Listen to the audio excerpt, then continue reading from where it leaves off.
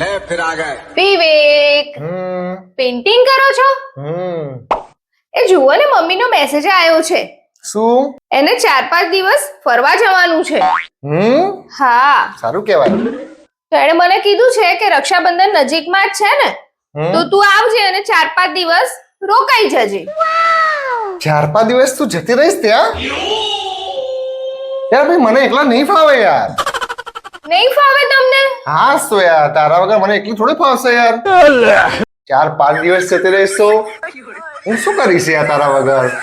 એ ઉભા રહો જુઓ મમ્મીનો ફરીથી મેસેજ આવ્યો. એ એમ કે છે કે 4-5 નહીં, તારે 10-15 દિવસ રોકાવું પડશે.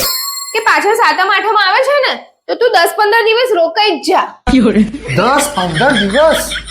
સાતમ આઠમ? હા, તો પછી આપણા ઘરે પ્રોગ્રામ સેટ કરી દઈએ, પછી બધાને ફોન કરી દઈએ અને આપણા ઘરે પ્રોગ્રામ મસ્ત સેટ કરી દઈએ. શું બોલો છો? અરે યાર સાતમ આઠમ આવે છે ને તું યાર તહેવારોમાં જતી રહીશ યાર, અને 10-15 દિવસ હું એકલો શું કરીશ યાર?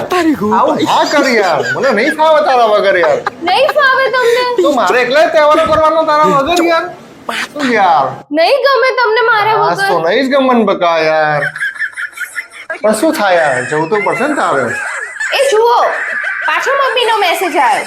મમ્મી એવું કે છે કે કામવાળા બેન મહિનો નથી આવવાના, તો મારે મહિનો રોકાવું પડશે.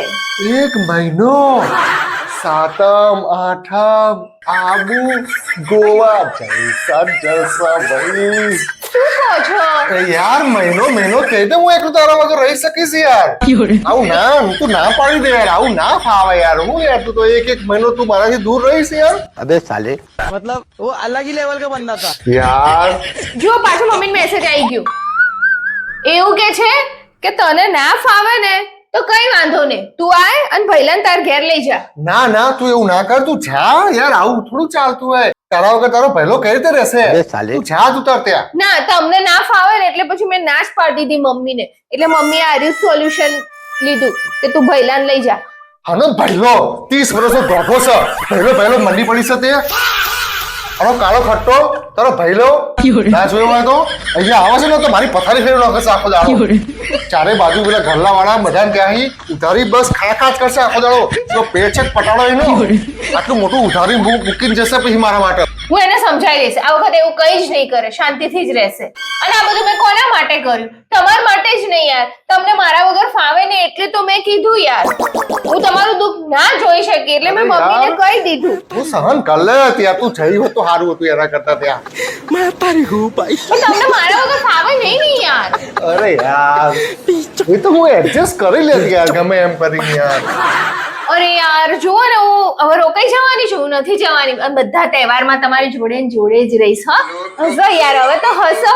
તમારા માટે મેં કેટલું કર્યું બોલો, હસો. મેં મમ્મીને બી ના પાડી દીધી. શું જુઓ હસવાની યાર? તો હવે ખુશ થઈ ગયા ને તમે?